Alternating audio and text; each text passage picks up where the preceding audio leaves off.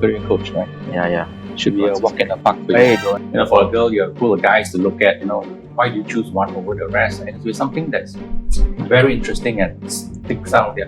bit nervous because that one's going to be my turn really. Oh my god.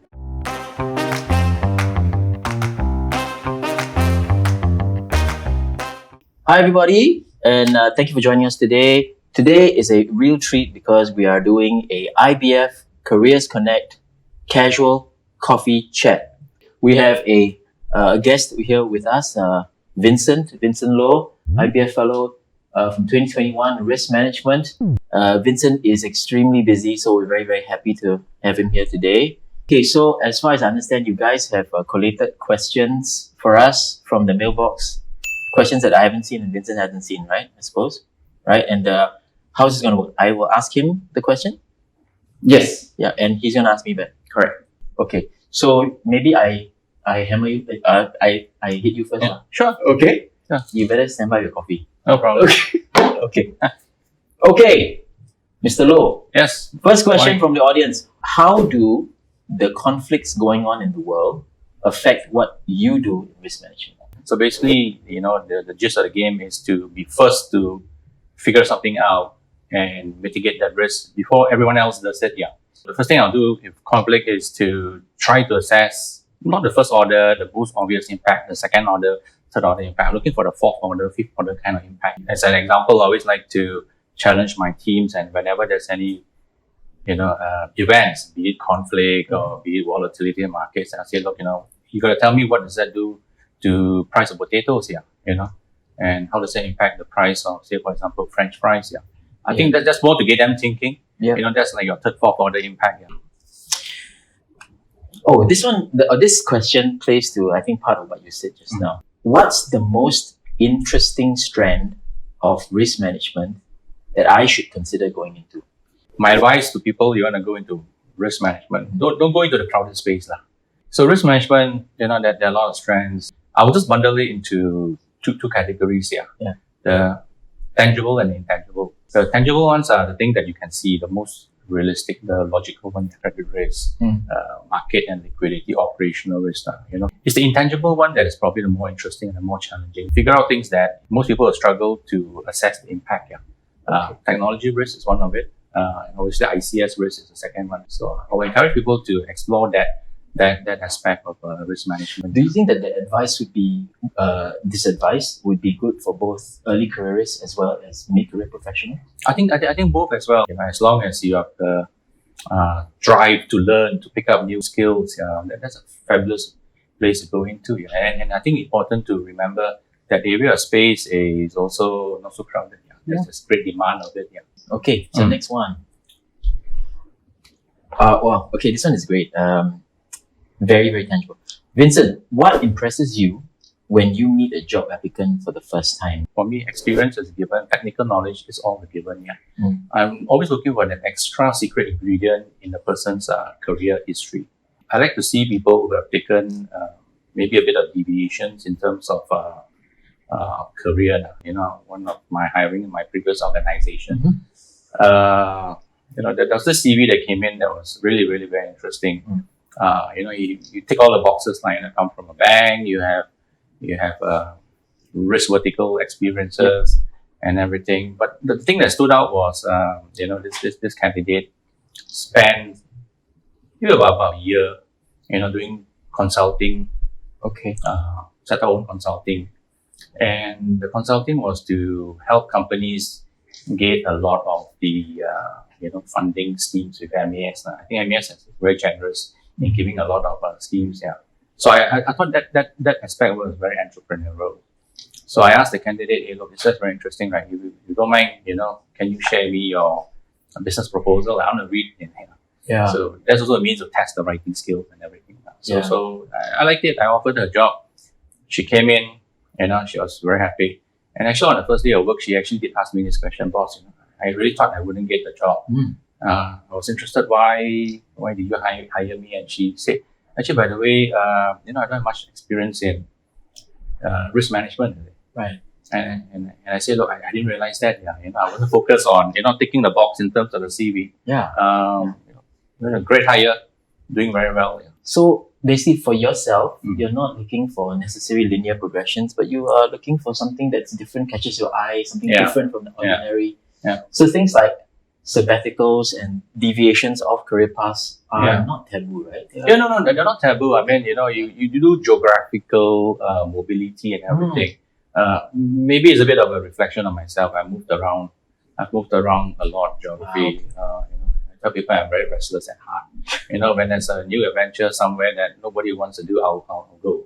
Okay. And I'll go where no one else wants to go. Yeah, So I'll encourage people who are maybe in the midst of figuring out what to do with their career. I think don't be fixated on an upward kind of trajectory, right? Some people, I think they have after 5 years, I must be, a VP, and then I'll be an MD, and you can't plan your career that way. You're going to get disappointed, you see, because every organization is a pyramid. So sometimes when it's a bit more crowded, then you need to find out what adds extra value into your own personal, experience and CV ultimately.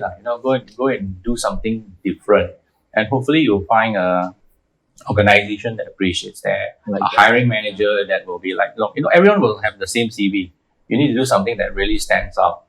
It's like dating, okay? Where you have a pool of, for a girl, you have a pool of guys to look at. Why do you choose one over the rest? And it's something that's very interesting and sticks out there. That's exactly what I say too.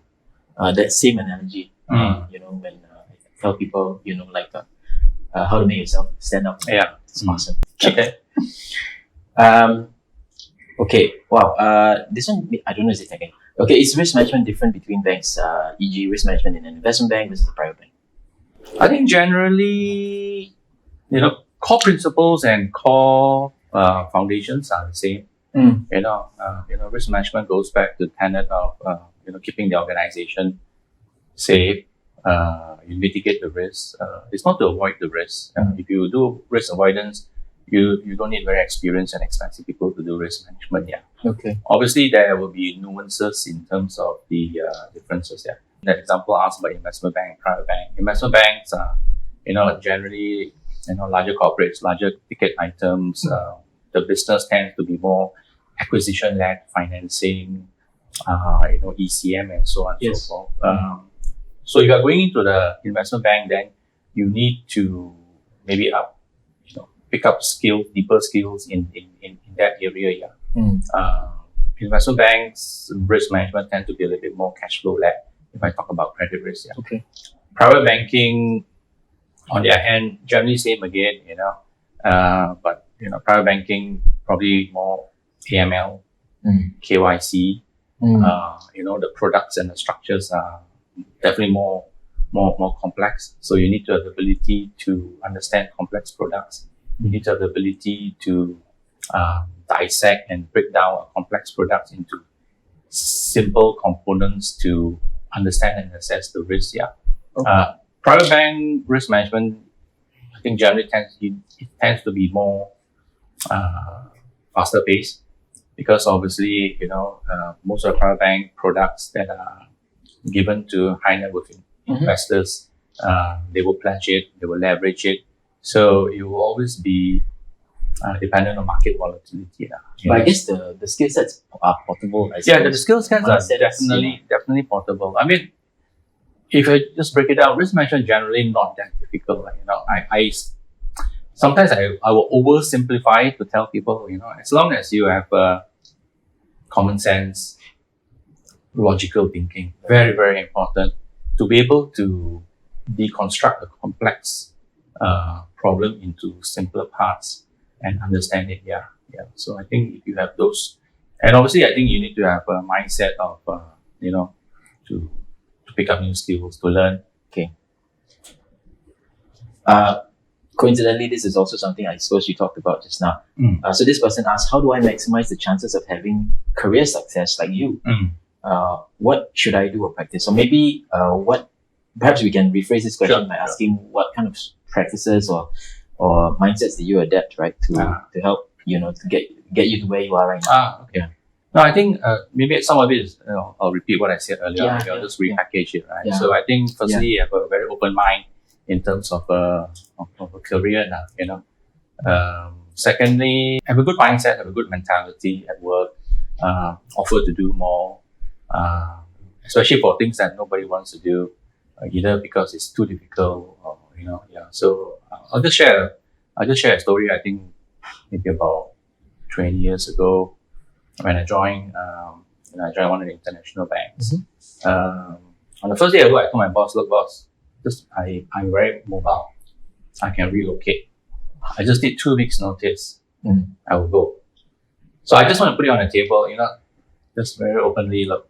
And then when I started my career there, I spent a lot of time to understand the policies and everything, at night and everything. Generally, wanting to learn and everything. And after 18 months, there was an opportunity to move overseas. Okay. And then I'm pretty sure my bosses remember, hey, look, this guy will go, let's send him there. So the boss came and told me, look, there's opening in Thailand. Why don't you think about it? Don't rush through the decision. I want it now. But in my mind already, I said, I'm going. Okay, so I just play along. I said, okay, let me think about it. And then next day I said, okay, I'm going. So I think that's how you start. Yeah, there'll be ups and downs in terms of career, organization changes and so on and so forth. But I think just don't be disheartened. As long as you find your own personal happiness at work, find your own challenges to deploy your skill set. I think people will do well. So I guess also what I'm hearing implicitly is also about, like in a big crowd, right? Yeah. You can just blend, or you can be the one that volunteers for staff. Yeah. And then in doing so, you get visible, Yeah. right? And people see you, and then you deliver on what you say you can, or say you will. Yeah. That helps now. Yeah. I think that's an open mindset, Again, you can come into work, 9 to 6, you're on your computer, and then you can probably just muscle memory, you can get through the day. Yeah. To me, that's a bit boring now. I can do it, but by midday, I get a bit bored. Then I'll start thinking. You need to start thinking of, okay, how can I improve processes? Yeah. Maybe let's try to find a risk that my bosses have not figured out. Right? So treat it as a personal challenge. Yeah. So like growth as well, right? Yeah, it's like growth as well. Yeah, I think it's not only in work, right? It's in life as well. Yeah. You need to pick up new skills at every point of your career, or not career of your life. Yeah, I think it's great advice. Okay, so last one, bit nervous because that one's gonna be my turn really. Oh my god. Okay. Again, this is a very good question. Something that you can definitely relate to. So this person asked, I am currently working in a global bank. Okay. Now, should I consider opportunities in smaller banks or smaller franchises, or will that devalue my experience or my worth? Yeah. I really don't think it will. Obviously, there's a bit of a glamour when you work for big international banks. Days on name card. People go and where you from, and then you like from so and so bank. People say with pride, right? Smaller banks have a place to play as well. So again, as long as it adds, firstly, to what you want to do. Secondly, if it adds an extra dimension to your experience in your CV, whether you stay on at the smaller bank forever until retirement, or eventually maybe you want to move back across, I think it definitely adds value. I wouldn't say it's a step backwards. I started out with a smaller regional bank. Then I went to the international bank, 1, 2, 3 international banks. I moved to Indonesia for a local bank for about 2.5 years. And then now I'm in Bangkok Bank, which is a largest Thai bank, big, strong ASEAN footprint. And I think you can bring a lot of value into smaller regional banks. Large organizations, great, perceived glamour and everything, but sometimes internally to make things change a little bit more challenging. Yeah. A smaller regional bank, you have probably more direct access to top management and maybe the shareholders, and possibly the ability to influence change. It's easier now. I was just thinking about this question as well. Like, if this person has already had like global banking experience, no one's going to take that away from him. Yes, it's going to be in his CV already. Yes, correct. Yeah. So I suppose joining a smaller franchise, even if it's smaller, arguably maybe there's more things to do. Yeah, Like if you're in a bigger bank, get lost in the crowd and do like Yeah, A, B, and C. yeah. But then this one you can do like D, E, F, G, and so on and so forth. Correct. Agree? Yeah, no, I mean, I absolutely agree, right? Yeah. So even from in the same organization, I will always encourage people to move out from Singapore. Singapore obviously is a big operation. So if you move to a smaller regional country, I always jokingly say it, but it's probably quite serious, especially for risk management. Even though you mess it up, you're not gonna sting the bank. But I'm quite sure you're not gonna mess it up. Yeah. But when you're part of a smaller franchise, the ability to see a lot more things, holistically across, it's much more than in a big organization where you are, it's a very, very strong vertical. Yeah. And, so.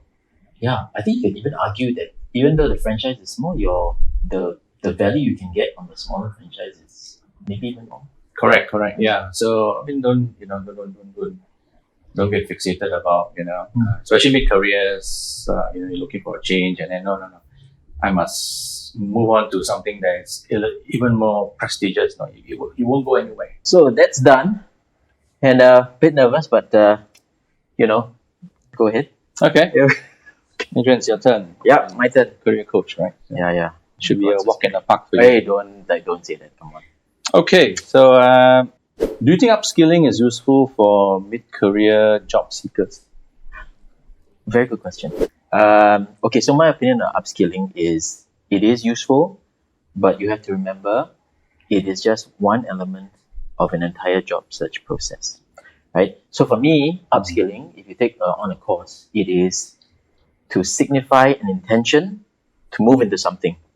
Okay, so it is if you do a course and you put in the blood, sweat, and tears, and you graduate, then to the prospective employer, it tells them, you're an employer, right? It tells them that you are intentional about this move and you have taken steps to show this person that I am serious about this move. So it is important, it is useful, but it still remains just one element of the job search process.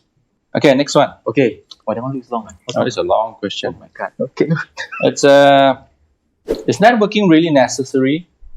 I'm really uncomfortable talking to strangers. I don't know what to say. Okay, is networking necessary? Yes, it is. Networking is very necessary. Put it this way. When you send your resume or your CV, it's one-dimensional, right? It's one-dimensional. If you know people and you know how to interact with people, there is an element of chemistry and rapport that you cannot get on a resume, right? So networking is actually very useful to get yourself out there, to know more people and for people to buy into you. Sometimes the process is a bit different. Sometimes people think that you send a resume and then you get an interview. But sometimes you get that informal interview by way of networking and then they ask you to send a resume formally, right?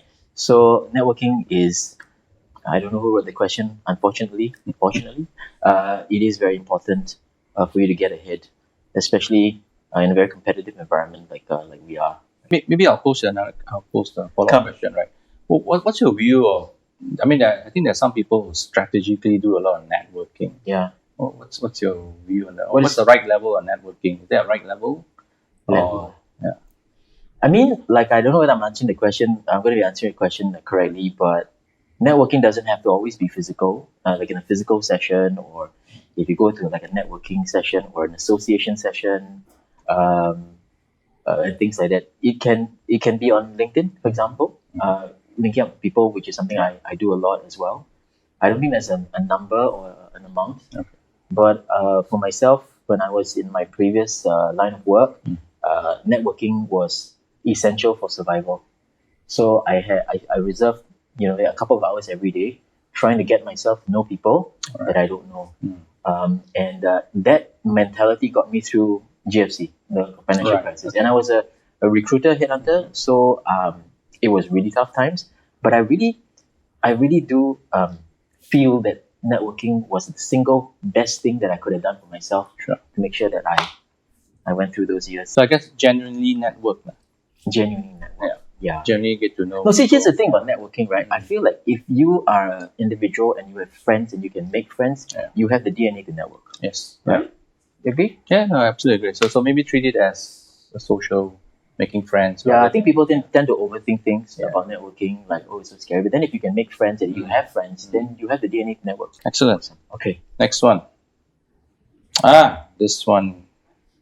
Easy. Easy, you don't. Yeah. It's okay. What exactly does a career advisor do?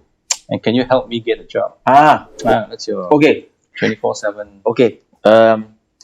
What's a career advisor? Okay, let me try to explain this. Okay, so a career advisor, you can think about a career advisor as a cheerleader, a person who will cheer you on, who will pace you, who can be a professional friend. I like to say. Sometimes you can consider us teachers as well in some sense. Like when I say teachers, it's like that old saying, teach a man to fish and you feed him for a lifetime. So we don't give you fishes, which kind of answers that second part of the question where we don't get you a job, but we teach you how to fish for a job. In that sense, looking at all the elements of your job search process, your resume, is it 10, 15 pages? That's not going to work. How ready are you to do networking? Can you do research? Do you know about the job? And so on and so forth. So all these elements, that's what we do. We try to get them in tip-top shape so that you can maximize the chances of career success. That is what a career advisor does. How long have you been doing this as a career advisor? I'm going to come up to 5 years now. Okay. And before that, I was doing coaching with undergrads in a local university. Okay. So I'd say, over a decade. Okay. Over a decade. Yeah, it's been a very interesting ride. But the fundamental principles do not change. Okay. Yeah, it's just that the audience, they change a little bit, but the fundamental principles of career advisory doesn't change. What's your most commonly encountered career question? Okay, there are a few that are quite common. The first one would be, I'm doing this different thing in a different industry, and I would like to move into this new thing in another industry. That's one. Okay. The second one would probably be, I'm applying like crazy, but I'm not getting interviews. The third one would be, which courses should I take so that I can get into risk management? For example, which courses will I take that will give me a job? So those are the three, I would say those are three common questions. Okay. And if you want the answers to these questions, come book the career advisory session. Okay. See, man. I think the most difficult one is left for the last. Oh my God. Okay. Yes, I think it is the most difficult. Okay. Why am I not getting interviews? Why are you not getting interviews? Yeah, I think that's very pertinent. Okay, let me try to break this down. Okay, why are you not getting interviews? To put it simply, for us, when we view a career strategy, there are 4 elements. It's your resume, it's learning how to interview, it's learning how to research, and it's learning how to network. 4 things. So if this person is not getting interviews, it is very likely that at least 2 of these elements are not maximized to its potential, which means your resume is probably not getting enough traction, or it's not written in a compelling fashion, and or you may not be pushing yourself out to network as much as you should to generate more leads and to get yourself noticed more. So I would say that if you are not getting any interviews, it could be a variety of reasons, but if you ask me, I'd say at least 2 of these elements are need to be maximized and polished off a little bit. So anyway, I just want to say thank you. It's a relief that this is over because it's quite stressful. But thanks so much for joining us. Vincent, thank you so very much as well for joining us here today. For those people out there, if you enjoyed this content, like, share, and subscribe.